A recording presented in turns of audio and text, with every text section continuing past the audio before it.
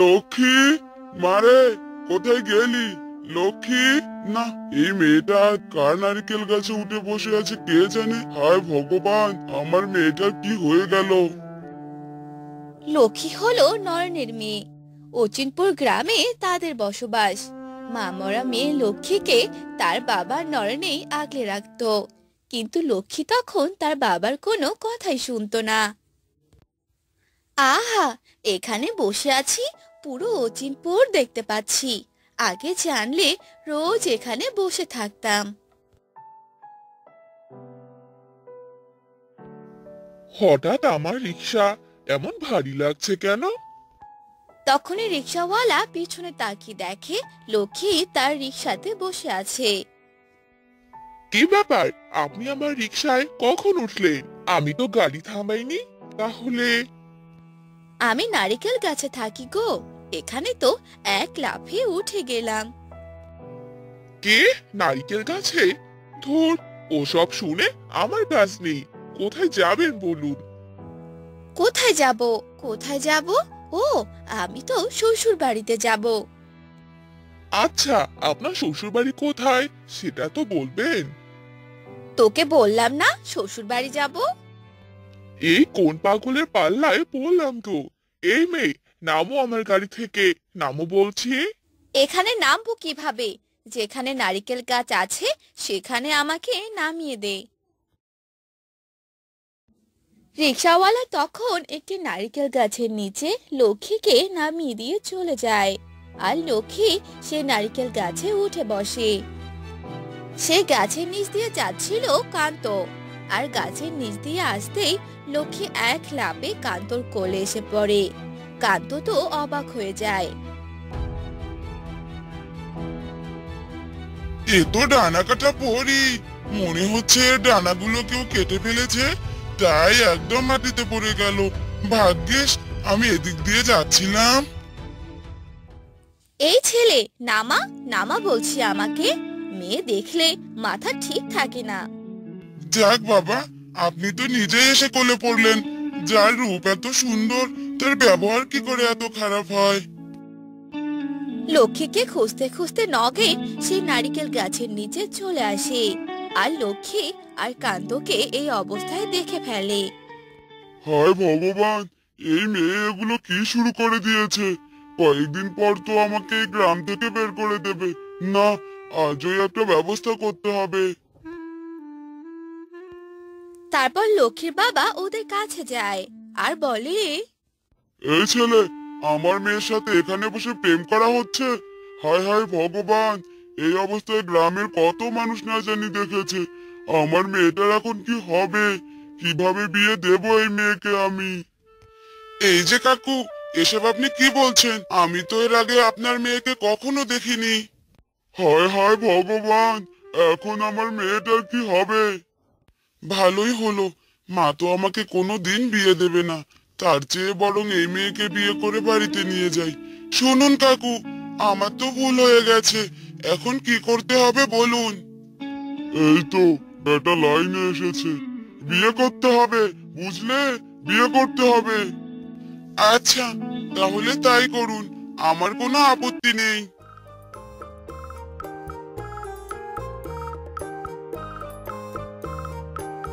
তারপর কান্ত বিয়ে করে নতুন বউ বাড়িতে নিয়ে আসে আর তার মাকে ডাকতে থাকে।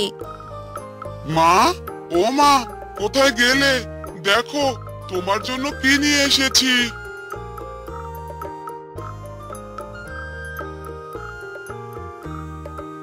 এমন সারের মতো চেঁচানোর কি আছে? কি এনেছিস দেখি? এ কি?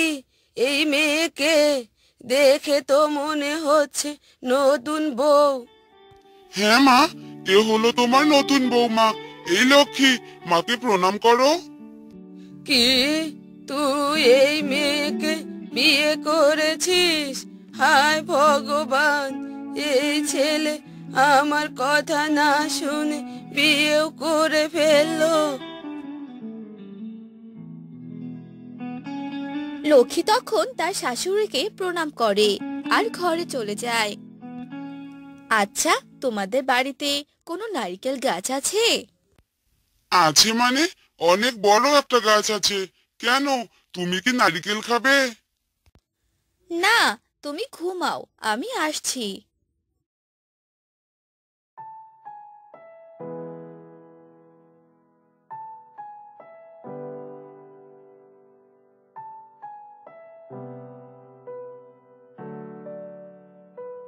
কি ব্যাপার? গিন্নি সেই কখন বাইরে গেল, এখনো এলো না। দেখি তো বাইরে গিয়ে।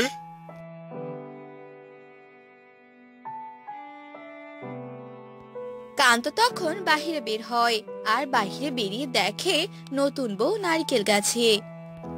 এ আমি কি দেখছি? আমার বউ ঘর রেখে নারিকেল গাছে ঘুমাচ্ছে। ও গিন্নি, গিন্নি, নেমে এসো, নেমে এসো নারিকেল গাছ থেকে।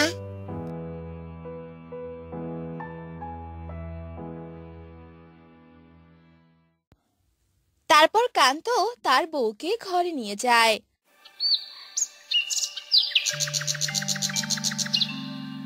আর সকালবেলা ঘুম থেকে উঠে দেখে তার বউ পাশে নেই। গিন্নি, ও গিন্নি, কোথায় গেলে?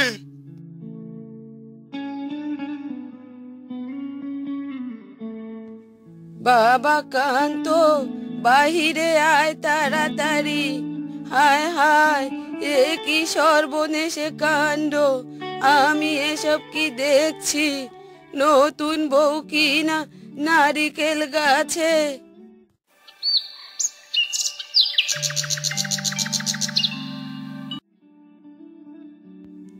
এভাবে কেটে যায় বেশ কিছুদিন। লক্ষ্মী রোজ নারকেল গাছে থাকতো আর সে খবর গ্রামের সব মানুষের কাছে পৌঁছে যায়। যেমন আমাকে না জানিয়ে বিয়ে করেছিস, এবার বোঝ। হ্যাঁ গো দিদি, শুনলাম কান্ত নাকি বিয়ে করেছে। আবার সেই বউ নাকি সারাক্ষণ নারকেল গাছে বসে থাকে। তা বলে কি, বউটাকে একটা কবিরাজ দেখাও, দেখবে ঠিক হয়ে যাবে সব।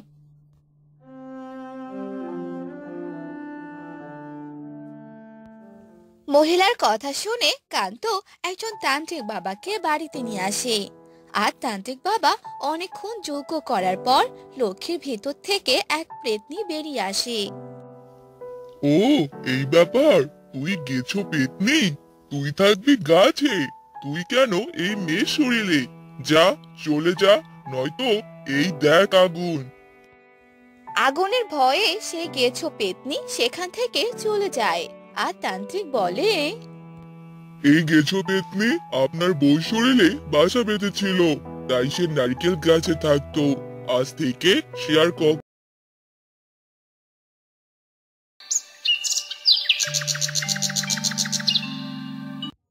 কদমতলি নামে একটি গ্রামে বাস করত রাকেশ। তার ছিল 3টি কন্যা, কিন্তু রাকেশ তার এই মেয়ে কন্যাকে একদম পছন্দ করে না, কারণ তার ছেলে সন্তান পছন্দ ছিল, কিন্তু তাদের কোনো ছেলে সন্তান ছিল না। এ নিয়ে তাদের বাড়িতে সব সময় ঝগড়া লেগেই থাকতো। একদিন সকালবেলা, বাবা বাবা, এই নাও তোমার ব্যাগ, তুমি তো এখন কাজে চলে যাবে। এ রে, যা, এবার তো আমার সর্বনাশ হয়ে যাবে। কেন বাবা, কি হয়েছে? কি আবার সর্বনাশ হবে তোমার? কারণ তোদের এই অপয়া মুখ দেখলে তো আমার কোনো কাজই ভালোভাবে হয় না। সর্বনাশ ডেকে আনে। যা, চলে যা এখান থেকে।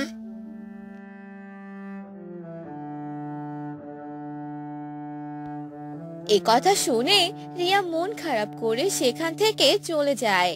আর রাকেশ তার কাজে চলে যায়।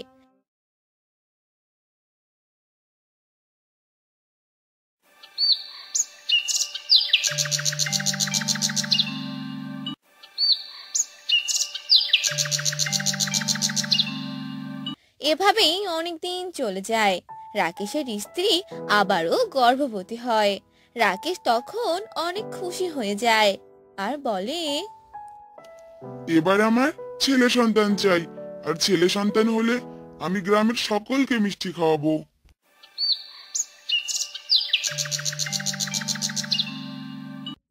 এভাবে অনেক দিন কেটে যায় আর এবারেও রাকেশের ফুটফুটে একটি কন্যা সন্তানের জন্ম হয়।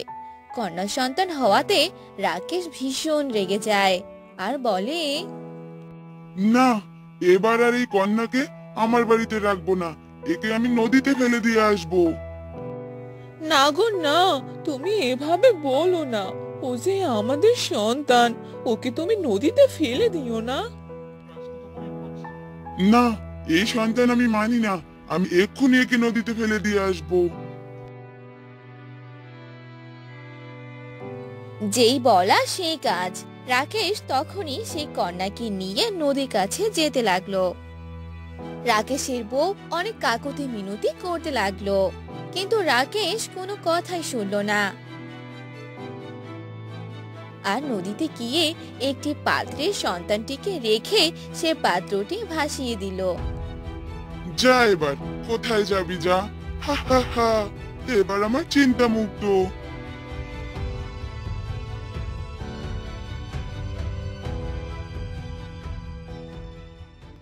একে আমার সন্তান কোথায়? ওকে আমি নদীতে ফেলে রেখে এসেছি, এবার আর আমার কোনো চিন্তা নেই। আহ, এসব তুমি কি বলছো গো? আমার সন্তান। এভাবেই রাকেশের বউ কান্না করতে থাকে। অন্যদিকে সেই পাত্রটি ভাসতে ভাসতে মৎস্য রানীর দেশে চলে যায়। আর সেই সময় মৎস্য রানী সে পাত্রটা দেখতে পায়। এ কি, এই পাত্রটা কিসের? পাত্রটা তো এদিকেই আসছে। যাই তো, গিয়ে দেখি কি আছে ওখানে। এ কি, এখানে তো একটা কন্যাকে দেখতে পাচ্ছি। বাহ, কি সুন্দর দেখতে।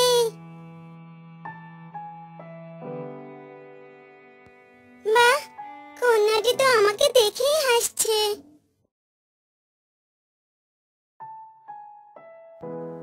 এরপর মৎস্য রানী সেই কন্যাকে সাথে করে নিয়ে গেল। আর মৎস্য রানী পরিবারের সবাই সেই কন্যা সন্তানকে দেখতে পেল। আর সবাই বলতে লাগলো, একই মৎস্য রানী, আপনার হাতে তো একটি কন্যা সন্তানকে দেখতে পাচ্ছি, কিন্তু একে আপনি কোথায় পেলেন?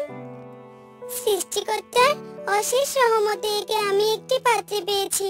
আমি অনেক বছর থেকে তোমাদের মৎস্যরানী হয়ে এখানে আছি, কিন্তু দুর্ভাগ্যক্রমে আমার কোনো সন্তান নেই। কিন্তু আজ আমি এই কন্যা সন্তানকে পেয়েছি, তাই আজ থেকে এই আমার সন্তান। কিন্তু রানীমা, এ তো কোনো এক মানুষের কন্যা, আর সে কি করে মৎস্য রানীর কন্যা হতে পারে? সে মানুষ কন্যা, তাতে কি হয়েছে?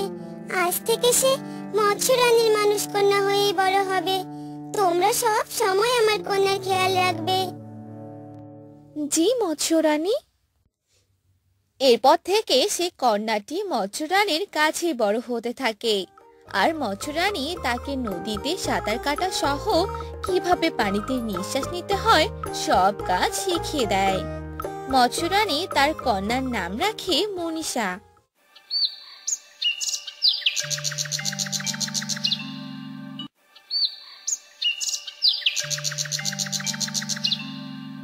এখন মনীষা বড় হয়ে গেছে। আচ্ছা মা, তোমাকে একটা কথা বলি। হ্যাঁ রে মা, বল। আমি তো তোমাদের মতো দেখতে নই, আমি তো একদম আলাদা দেখতে। তোমাদের পুরো শরীর কত সুন্দর, আর আমি তো একদম আলাদা। তাহলে আজকে তোকে পুরো ঘটনা খুলেই বলি। তাহলে শোন, তুই হলি একজন মানুষের সন্তান, আর আমরা হলাম মৎস্যরানী, আর তাই আমরা পানিতে থাকি। কি, আমি কি তাহলে তোমার সন্তান নই? না রে মা, তুই আমার কন্যা সন্তান নস, কারণ আমি তোকে এই নদীতে একটি পাত্রে পেয়েছিলাম, আর ছোট থেকেই তোকে এত বড় করে তুলেছি। আর এখন তুই বড় হয়েছিস, বুঝতে শিখেছিস। তুই যদি এখন চলে যেতে চাস তাহলে যেতে পারিস, আমি তোকে বাধা দেব না। না না মা, এভাবে বলো না।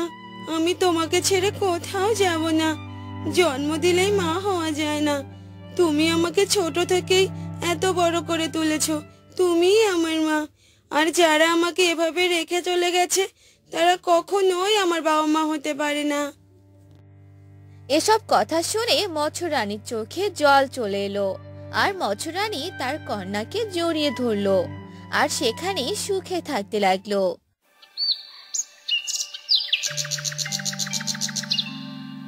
অন্যদিকে রাকেশের বউ বলতে লাগলো, না জানি আমার মেয়েটা কোথায় আছে, কার কাছে আছে। হে সৃষ্টিকর্তা, আমার মেয়ে যেখানেই থাক, ওকে তুমি সুস্থ ও সুখে রেখো। সে যেন মায়ের অভাব কখনো বুঝতে না পারে।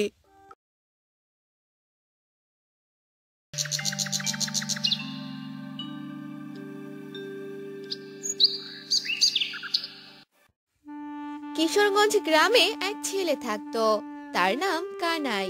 কানাই তার কাকা কাকির সাথেই থাকতো। কানাইয়ের বাবা মা কেউ নেই, তাই ছোট থেকে সে তার কাকা কাকির কাছে বড় হয়েছে। কানাইয়ের কাকি ছিল হিংসুটে স্বভাবের। সে কানাইকে দিয়ে বাসার কাজ করে নিত। একদিন, কানাই, কানাই, কোথায় রে তুই? কাকিমা, তুমি আমাকে ডাকছো? হ্যাঁ হ্যাঁ, ডাকছি। কোথায় কোথায় থাকিস? হ্যাঁ, তোর খোঁজই পাওয়া যায় না। যা, বাজারের ব্যাগটা নিয়ে বাজারে যা, তাড়াতাড়ি বাজার করে নিয়ে আয়। আচ্ছা কাকিমা, ঠিক আছে, আমি এক্ষুনি যাব আর আসবো।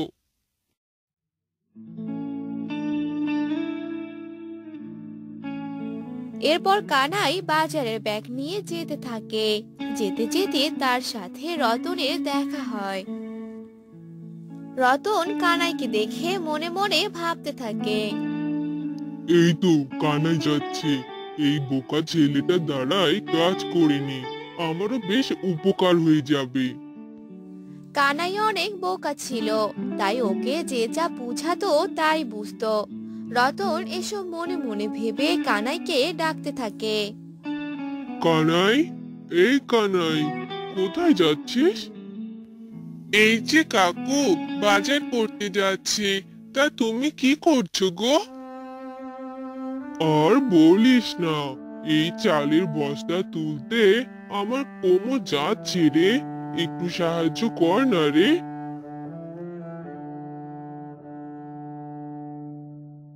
কিন্তু কাকিমা তো তাড়াতাড়ি বাজার নিয়ে যেতে বলেছে। ও, পরে নিয়ে যাস, আমাকে একটু সাহায্য কর না রে বাবা। আচ্ছা কাকু।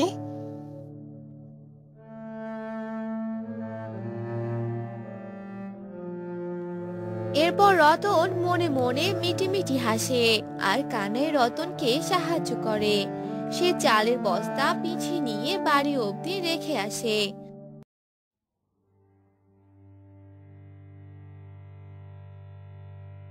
তারপর কানাই বাজার করে।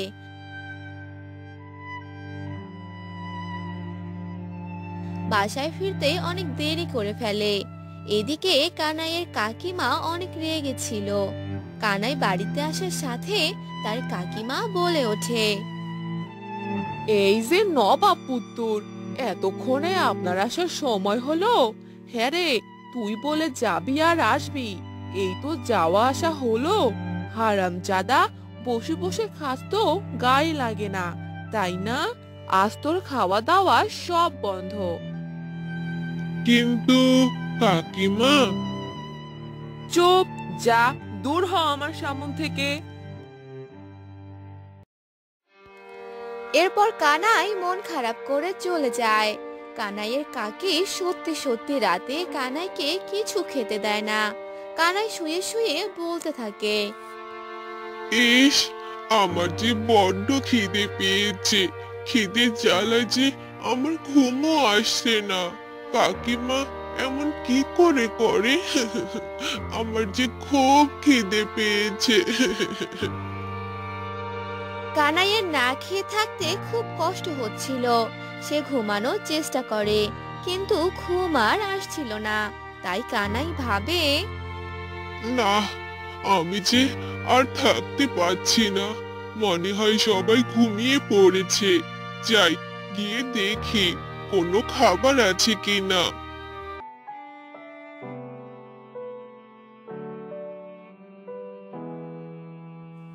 এরপর কানাই চুপি চুপি রান্নাঘরে আসে, আর সে একটু পান্তা ভাত দেখতে পায়। এত খিদে পেয়েছিল যে সে হাপুস হুপুস করে খেতে গিয়ে প্লেটটা তার হাত থেকে পড়ে যায়।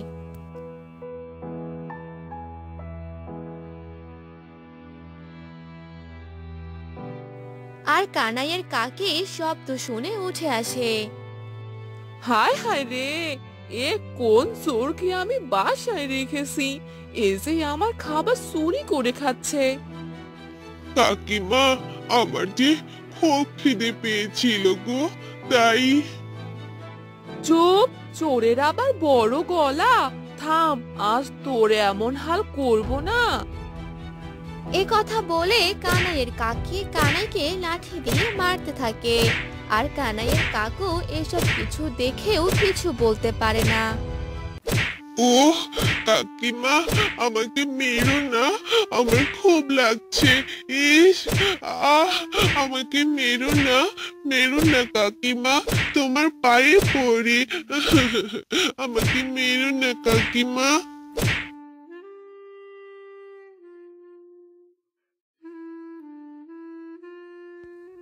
কানাইয়ের কাকি কানাইকে মেরে চলে যায়, আর কানাই কান্না করতে করতে ঘরে যায়।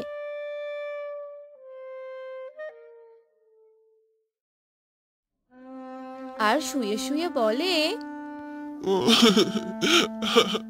আজ বাবা মা নেই বলে আমি দুবেলা দুমুঠো খেতেও পারি না।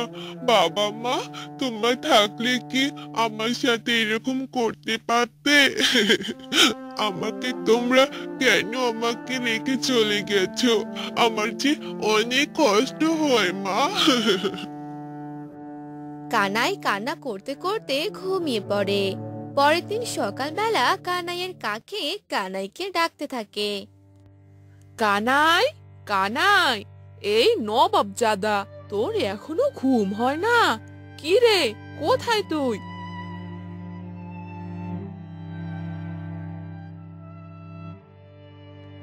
কানাইয়ের শরীরটা তেমন ভালো না। সে আস্তে আস্তে উঠে বাইরে গিয়ে বলে, কাকিমা, আমাকে ডাকছো? হ্যাঁ, তোকে ডাকছি। বলি কি, তোর ঘুম হয় না? যা, কাঠগুলো কেটে দে, রান্না করব। ঘরে যে কোনো খড়ি নেই। কিন্তু কাকিমা, আমার শরীরটা আজ ভীষণ খারাপ। আমি যে কাঠ ফাড়াতে পারবো না। কে? তোর এত বড় সাহস? আমার মুখের উপর না করছিস? যা বলছি, আজ কাঠ না কাটলে তোকে ঘাড় ধাক্কা দিয়ে বাড়ি থেকে বের করে দিব। বসে বসে খাওয়া আমার বাড়িতে চলবে না। কানাই কোনো উপায় না পেয়ে মন খারাপ করে কাঠ ফাটাচ্ছিল। তার দুই হাতে বড় বড় ফোসকা পড়ে যায়। ইস, আমি যে আর পারছি না। কাকিমাকে আমার অসুস্থতাও বোঝে না। ইস, আমার হাতে যে ফোসকা পড়ে গেছে, আমি কি করে কাঠ ফাড়াবো?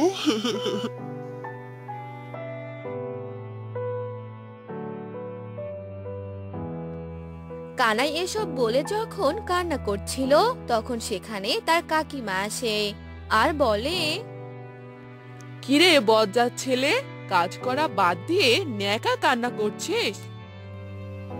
কাকিমা, আমার যে খুব কষ্ট হচ্ছে গো, আমি আর কাজ করতে পারছি না। কে? কাজ করতে পারছিস না? ঢং করার জায়গা পাস না। কাজ করতে পারবি না, আমার বাড়ি থেকে বের হয়ে যা বলছি। বের হ। কাকিমা, দয়া করে আমাকে বের করে দিবি না। আমি কোথায় যাব? আমার যে যাওয়ার কোনো জায়গা নেই। কাকিমা, তুমি এরকম করো না। যাওয়ার জায়গা নেই? আমি কি করব? হ্যাঁ, তুই এখনই দূর হ আমার বাড়ি থেকে, যা বলছি।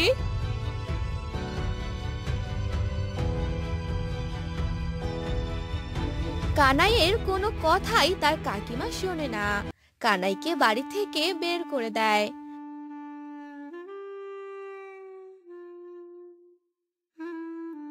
কানাই কান্না করতে করতে এক বড় গাছের নিচে যায়। আমার যে যাওয়ার কোনো জায়গা নেই, আমি কোথায় যাব? আমি কি খেয়ে থাকবো? আমার যে এখানে কেউ নেই। কানাই যখন এসব বলে কান্না করছিল, হঠাৎ তার মাথায় এক বুদ্ধি আসে। আচ্ছা, আমার তো যাওয়ার জায়গা নেই, আমাকে তো কেউ এমনি এমনি খাবারও দিবে না। আমার বাবা আর কাকু তো নাপিতের কাজ করতো, আমিও তো পারি। আমি বরং এই গাছের নিচে সবার চুল কেটে দিব, তাহলে যা টাকা পাবো তা দিয়ে আমার দিন চলে যাবে। আমি বরং এক কাজ করি, কারো বাসায় কাজ করে কিছু টাকা জোগাড় করি। এরপর কানাই গ্রামে অন্যের বাসায় কাজ করে, কিছু টাকা জোগাড় করে, আর তা দিয়ে কেচি আর যা যা লাগবে কিনে নেয়। এই চুল কেটে নিবে চুল? আমি অনেক ভালো চুল কাটতে পারি। একবার কাটলে আবার পরে কাটতে আসতে চাইবে গো। কে চুল কাটবে? আসুন আসুন, চুল কেটে নিন। কানাই অন্য গ্রামে সেই গাছের নিচে নাপিতের কাজ করত। গ্রামের সবাই তার কাছে চুল কেটে নিত। আস্তে আস্তে তার চুল কাটা জনপ্রিয় হয়ে ওঠে, সবাই তার দোকানে ভিড় জমাতো। কানাই নাপিতের কাজ করে বাড়ি বানায় আর সেখানেই থাকতে শুরু করে। আজ আমি কাজ করে নিচে একটা বাড়ি বানালাম। কারো উপর ভরসা করার চেয়ে নিজে কর্ম করে চলা অনেক ভালো। এখন আমায় আর না খেয়ে থাকতেও হয় না। কানাই তার বুদ্ধিকে কাজে লাগিয়ে নিজে একটা ভালো পর্যায়ে গেছে। তাই আমাদের প্রত্যেকের উচিত নিজের বুদ্ধিকে কাজে লাগিয়ে ভালো কিছু করা। কোনো কাজেই ছোট না, নিজের চিন্তা ভাবনাকে সৎ পথে আনলেই জীবন সুন্দর।